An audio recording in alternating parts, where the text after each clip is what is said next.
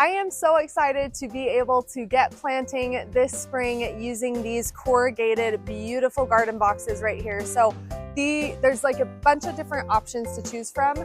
We chose the white, and these ones are 6 feet long, 3 feet wide right there, and then 2 feet tall. And I love that size. It was perfect to put them side by side in this like little area that we have right here in our backyard. I love the corrugated look right here on the outside. It looks really, really nice. Also, I've got 2 young kids, ages 2 and 3. There's no sharp edges. So all of this is super, super smooth. By the way, this was really, really easy to put together. And there's a bunch of options to choose from. Like we got the 2-pack, but you can get 2, 4, 6, or 8. You can choose different colors.